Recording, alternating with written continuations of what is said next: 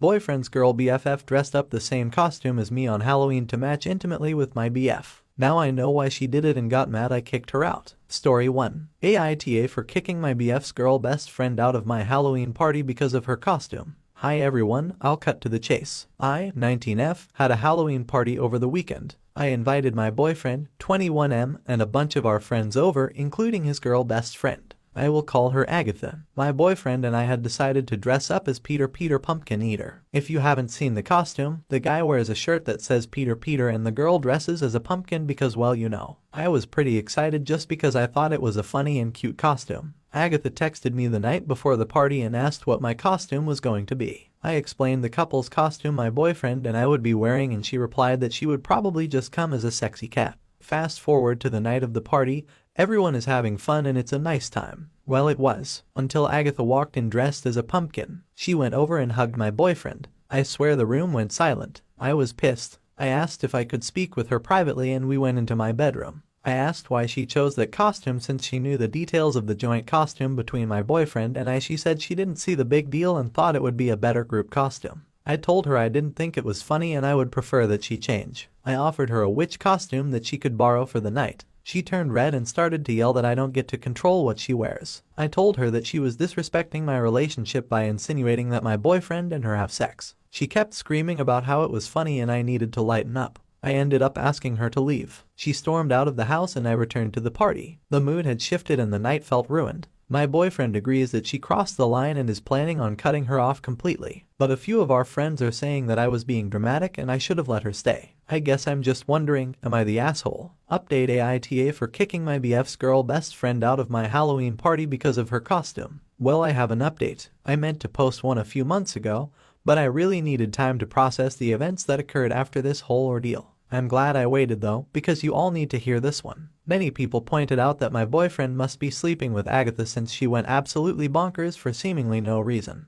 I thought since he immediately took my side and blocked her on everything that you were wrong. Well, it was me who was wrong. It turns out that Agatha and my boyfriend have been sleeping together for months and they were just really good at hiding it. Until she decided that she didn't want to be his mistress anymore. I found this out when I was at his house and hanging out in his room. He was showering after a workout and I heard this vibrating noise. He had taken his phone and mine was right next to me so I couldn't figure out what it was. I opened his bedside table drawer and found a second phone. My gut told me that something wasn't right. Why would he have a second phone? It didn't take me long to guess his password, 1234, really, and my fears were confirmed. There was a missed call from Agatha. I looked through the messages and found out the truth. Not only had they been sleeping together, she recently found out that she was pregnant. This was the reason she pulled the stunt on Halloween. She was trying to force his hand. I also saw that he was messaging other girls as well. I was completely devastated. After his shower, he found me grabbing all of my belongings and putting them in my bag. He asked why I was leaving and I told him because we were finished.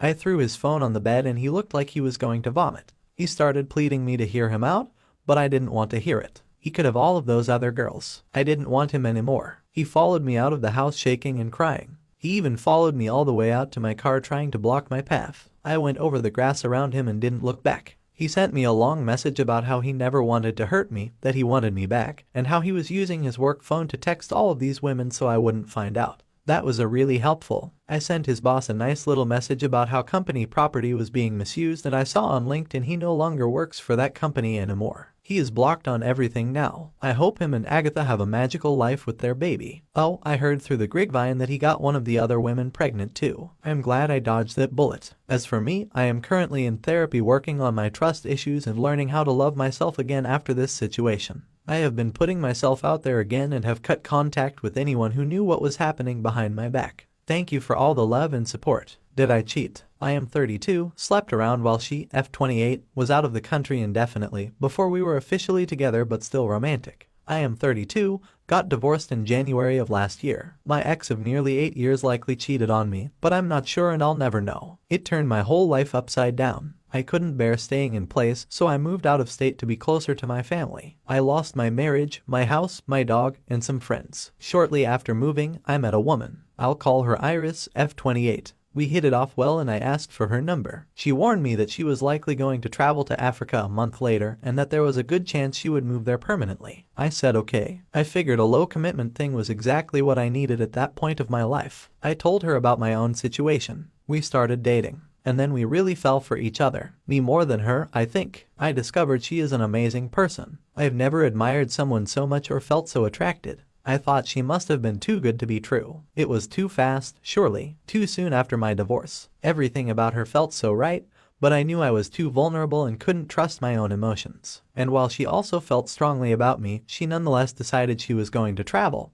And I grew increasingly distressed the closer we got to the date of her leaving. I tried very hard not to pressure her to stay, but I didn't quite manage. I told her I wanted to be in a relationship with her, that I couldn't do long distance. I said that maybe I could wait for her for 3 months, but no more, and even that was asking a lot of someone in my shoes. She told me not to wait, that she wasn't ready for a relationship with me. She said, wisely, that I shouldn't commit to anyone so soon after a divorce. She said I should see other people, but that if I did, she didn't want to know about it and I should wear a condom. She also said she didn't know if she was coming back and that if she came back in, say, a year, that would have been a short time. She said she hoped we could be together eventually, that maybe one ambiguous day in the future she'd knock at my door, see if I was available, and maybe we could try then. I told her I didn't want to see other people, and I meant it. Iris was my third sexual partner. I'd never casually dated before, and meeting her had interrupted any desire to start. I just wanted her. But she left, and I felt more heartbroken than I had from my divorce. So she hoped we'd be together in some nebulous future, but couldn't tell me if she was coming back anytime soon, if ever, and had given me her blessing to see other people, but didn't want to know about it. A kind of don't ask, don't tell policy. So that's what I did. I started going on casual dates and hooking up with people. I assumed Iris might do the same. Meanwhile, we continued talking, and it was romantic because we still had feelings for each other. Iris continued to express hope that we'd be together someday, but still couldn't give me any concrete answers about when that day might come. That combination of hope and hopelessness was crushing, and it also made me feel guilty about seeing other people. While she had given me what felt like a logical blessing to date around, it had not felt like an emotional blessing, and that was confusing. And I had been asked not to talk about it, which seemed fucked up, but I went with it because I didn't want to hurt her feelings. I don't regret dating for several reasons. I was intensely lonely in that period, and it helped with that. My ex had done a number on my self-esteem, and it was nice to feel attractive and desirable for the first time in the better part of a decade. It made me realize I should have dated way more when I was younger, because if I had, I probably wouldn't have made the mistake of marrying my ex. Most importantly, it clarified to me that Iris wasn't a rebound. Every person I met was a reminder of how uniquely amazing she was. Every date I went on made me long for her more. I had hoped the dating would help me get over her leaving and accept she was never coming back, and instead it was doing the opposite. It was making me feel like no one would live up to her. As time went by, I agonized over how it still seemed Iris would never come back, that she still wouldn't give me any clarity about what she was planning. No timeline, no hope. Some 2 months after she had left, I couldn't take the emotional stress anymore. I tried to tell her I needed to distance myself emotionally. I reminded her what she'd said about knocking on my door one day and seeing other people, and suggested that maybe we should do that. Obviously, there was a lie there. I'd already been seeing other people and I was looking for confirmation that it was still okay. She recoiled instantly, said that if I dated other people, she wanted nothing to do with me, and made it clear we would never have a chance. I was puzzled and alarmed.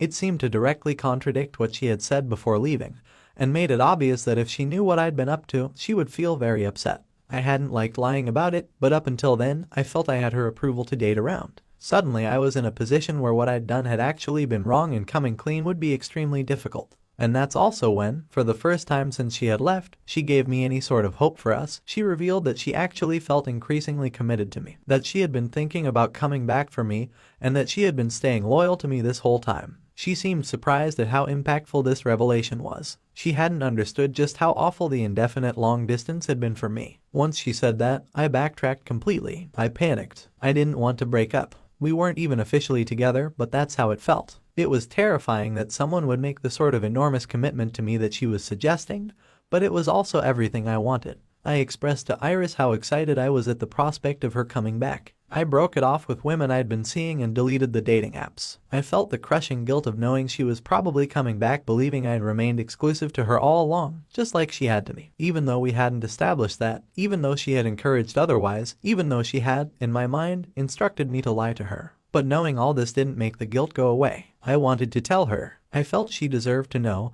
and I wrote out a long letter explaining it all, but ultimately I didn't send it, in part because I thought it would needlessly complicate things. She had asked not to know, so why tell her? To clear myself of pointless guilt. I told myself it was selfish to want to tell her and tried to just get over it. She came back from Africa, and we have been together since, now approaching a year since her return. It has been utterly wonderful. She is a dream. I've never known someone so tender and understanding. She has made me feel like I can truly be myself with her, like we can communicate about anything. I have been loyal to her and have had no desire to be with anyone else. But for the past year, the guilt of having lied to her while she was traveling didn't go away. I hated that I lied, it was killing me, and every time she praised my integrity and honesty, it made it worse. So 2 days ago, I told her in a moment of vulnerability, of feeling so much love and trust from her that I genuinely felt she could accept what I'd done. And she is hurt. She feels betrayed and disgusted. I feel horrible for her. There is a good chance we are breaking up. She says that because, before she left, I had said I didn't want to date other people and just wanted her, she had thought it meant I wasn't going to. She says she had meant that she just didn't want details about who I was with,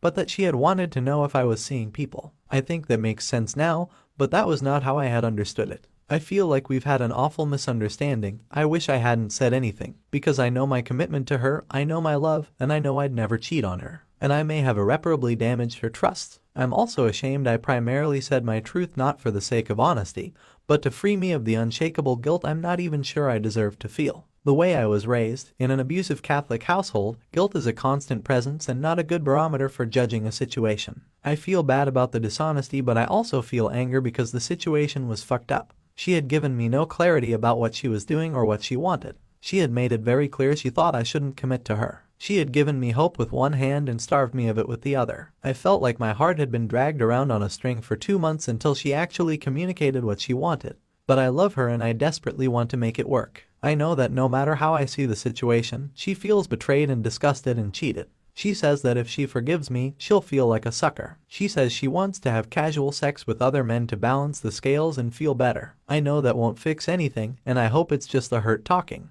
How do I fix this? Do you think I cheated? And if I did, is it forgivable? Me, 33F, with my almost boyfriend, 30M, 3 months. He lied to me about having leukemia. I flew out to care for him and he basically kicked me out of his house after I slept with him. In a weird place emotionally and not sure what to do. I had sex with a man who told me he was terminally ill. What started out as a trip to a new city to help care for someone turned into pretty hard sex. And afterwards he put me in a hotel because his family was making a last-minute appearance out of concern before he started treatment, and he didn't want them to think he was ordering people off the internet to care for him without asking them for help first. In the hotel I used the Wi-Fi in my laptop to search him on Google and found his Facebook, LinkedIn, Instagram, and his Tumblr. Things didn't add up and I messaged the girl listed as his sister, who bluntly responded telling me that her brother wasn't sick with anything that they were aware of and advising me to try and catch an earlier flight back home. Now I'm confused and lost and I don't know what to do or think. Alright, so as the summary said, I met this guy online. We actually met on Reddit. I truly don't care if he sees this. I thought we hit it off amazingly well. We started talking and suddenly 3 months passed by and we're still on Skype every night and texting like crazy. We never put a label on it, as we both agreed we'd have to pursue a physical relationship before taking it to the boyfriend/girlfriend level. Since he lives in another state, I offered to meet halfway. We aren't that far. He agreed and told me he would let me know what his schedule looked like and we'd plan it out and make it a fun extended weekend or something. So as this plan was in the works, he called me one night to talk to me about a trip he made to his doctor that day. He told me that he didn't want to freak me out, but he had struggled with leukemia for years. He told me that they stopped treatment in his mid-20s and told him his condition was improving. However, very recently they found a growth in his lungs and began him on treatment again. I was a little surprised because not once had he mentioned this at all, and I consider this to be a huge thing to not mention to someone you've been planning to date for 3 months. So I began poking for details and his story kind of started to add up. He did go to the doctor often. He always looked rather skinny and sickly and was really pale. He showed me pictures of him in the hospital in his early 20s, hooked up to all kinds of machines, and told me that it was hard to talk about because every girl so far has left after finding out about his disease, and he didn't want me to leave as well. I explained that hiding that kind of information wasn't okay, just because he didn't trust I would stick around after finding out about this, and he agreed and apologized. So after that we kind of halted our planning and talked about how he was doing from day to day. Well, one day I wake up at 5:55 a.m. to a phone call and he's on the other end crying and freaking out. He told me that he had to have a surgery to try and remove the growth and that he would be out of commission for weeks afterwards. He knew it was a stretch, but asked if I could stay for the first 5 days after his surgery to help out until he could either hire someone or ask a family member to stay with him for the remainder of his recovery time. Of course, I said yes. I took a week of vacation and packed my bags and booked a flight the day of his surgery so that I would make it just before he went under. I rented a car and got everything figured out on my own. He offered to reimburse me for the price of the plane ticket, but I told him it was alright.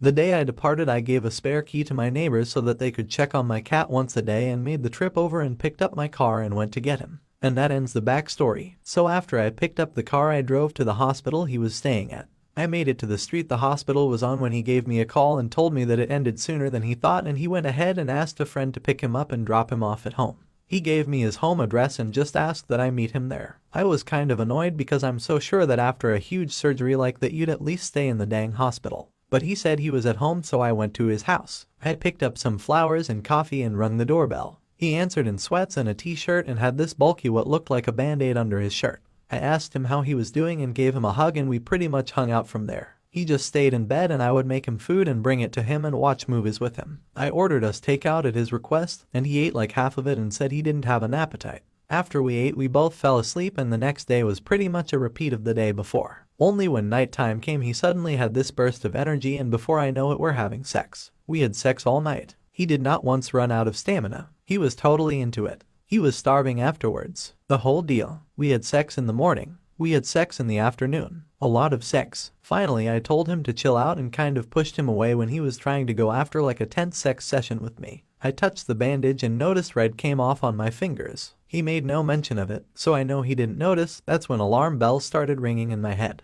I went into the kitchen and poured myself a glass of water and began looking through his mail. I know it might not make sense, but I had this strong feeling that he was lying about his surgery. I just wanted to check to see if his name really was what he told me. It was. I was beginning to freak out and felt like he tricked me to get me out there and that I might have been bunking with a predator. Almost as if he was sensing my urgency, he approached me looking all panicked and told me that his family was on their way over to make sure he was recovering well. He'd already repacked my bags and gave me directions to a hotel by the airport. He apologized for kicking me out and offered to pay for the hotel. I declined and said I would pay for it, but asked why I had to go. In my mind, he wanted me to be his girlfriend. I was there from out of state to care for him. Was it really that weird to be there when family was there? His excuse was that they would be hurt that he didn't call them first to care for him, and he would rather not deal with his hurt family on top of his soreness from the surgery. He said he'd visit me in the hotel that night and it just let him know my room number. Well, I didn't go to that hotel. I found a cheaper one and asked the front desk that if anyone calls looking for me to not put them through. They were more than happy to oblige with that. I got up to my room with my laptop and plugged it in and began to hardcore search this guy. When we met, he told me that Skype and Kik were the only way he communicated with friends and family and that he didn't have a Facebook for work reasons. I kind of doubted that at first and looked for him a long time ago but never found anything. I did find a LinkedIn a long time ago, but that only tells you so much. Well, this time I created a throwaway Facebook and looked for him again. He popped up almost instantly. I also looked at the URL and typed that into Google to find his Tumblr and Instagram. This is what I took away from that information. None of his family lives remotely close to him. He is outdoorsy and often goes on group outings with friends. He thrives on bar life and often goes out looking for girls with his friends. He told me he worked for a specific company. He actually doesn't. The hospital picture he showed me was from a motorcycle accident. He has 3 kids that he's only seen a few times, and none of the moms live remotely close to him as well. You can imagine how sick I felt. I looked through his listed family and I contacted the person listed as his sister. Surprisingly, she got back to me quick. She debunked the leukemia lie and told me that he never was terminally ill. And if he was, they certainly had no idea that he was. She suggested I find an early flight and go back home. Then the conversation ended and I just sat there with my tummy in knots. I didn't have unprotected sex with him. But those are huge lies. I ordered food and ate to clear my mind. Then I got in my car and drove by his house. His car was gone, but there was another car in the driveway with the Hello Kitty sticker on the back of it. That made me feel worse. I drove back to the hotel and now I'm sitting here in an armchair struggling with whatever I'm feeling emotionally. So that's why I'm here. What the hell am I feeling? I know now it's time to get a flight back. But should I assume he was just stringing me along for some weird reason? It looked like he had a girlfriend on his Facebook from what I saw, though it wasn't listed on the sidebar. Should I inform her as well? I don't even know how to begin coping with this or deciding what I should do about it. Edit: I will try my best to respond to any input in this thread. If I am slow to respond, it is because I've been on the phone for an hour trying to switch my flight and also furiously on Facebook letting my family know my every move so that they know I haven't been hurt by creepy internet liar and that I'll be getting home safe.